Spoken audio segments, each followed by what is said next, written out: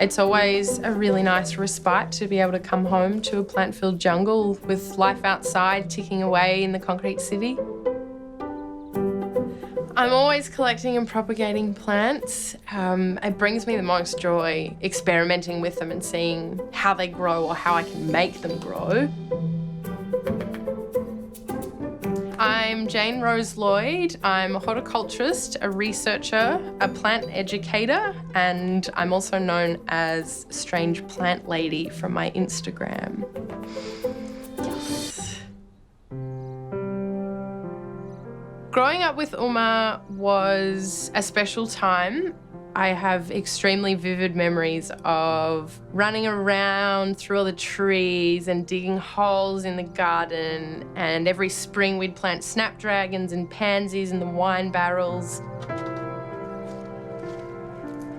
It absolutely started what would later become my career. I had no idea that it was going to be plants that would kind of consume all my time and all my waking hours.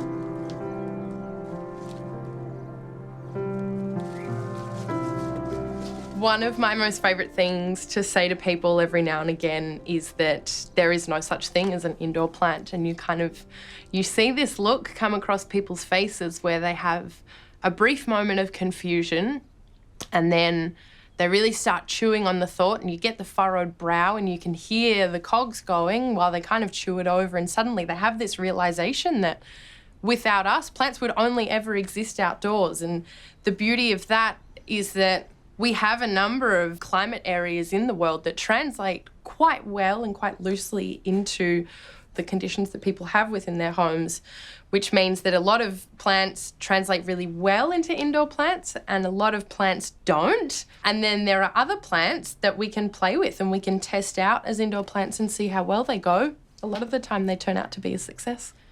The rise in medium to high density housing is increasing at a very rapid rate, and what comes with that is a decline in the amount of garden space people have. And if we can't look out a window at the beautiful garden that we have, then we bring the garden inside with us. I'm not sure exactly when it came into being, but I would have to say that my biggest fascination with plants lies in the strange and the unusual. The resurrection plant is possibly one of the most incredible plants I think we'd have to have on Earth. It is a species of Selaginella, a Selaginella lepidophylla. It exists in the group of club mosses, so it predates ferns, which means that it's much older than dinosaurs.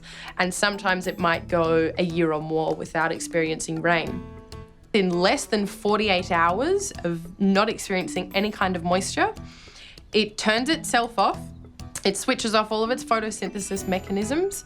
It starts to kill all the chlorophyll cells within it, so it loses its green colour. Once it first experiences droplets of moisture, it slowly starts to open back up again, and it very timidly rebuilds all of its chlorophyll cells and begins to photosynthesize. Now, this particular plant will only reach 20 centimetres across at its absolute maturity. Sometimes it might take over 100 years for its plant to reach its maturity because of the large distances between rainfall that it experiences. In March 2019, Michael Chester, my partner, and I opened our little shop.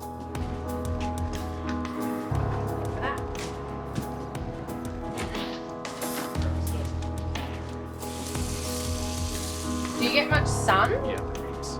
Okay. That's your winner. My guy? Yeah. Beautiful. They'll love it. All right, I'll grab that. One of the largest hurdles that I come across is a customer who has, they have an idea of a home situation where they want to put a plant, and they come in, they look around, and you start to open up this conversation, and you very quickly deduct that the room they want to put this plant into has no natural lighting whatsoever. And a lot of people get very momentarily disheartened when they realise that they can't have a plant in this particular spot in their home because it will just die.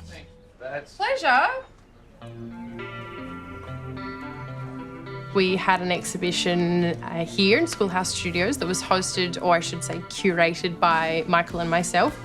We wanted an exhibition that focused on celebrating the idea of plants and humans' interactions with plants in different places. So we tried to focus on plants that are either critically endangered or completely extinct in the wild, and about how we now interact with those plants right down to the level of humble houseplant collectors.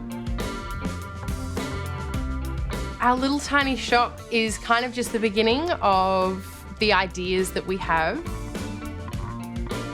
I've always said that humans are very highly evolved plants, and that everything people do, plants have done first. And most of the time they've done it better. But we have these incredible links and correlations between the way that we go about our life and the things that we do every day. And plants do exactly the same things, and they're no different.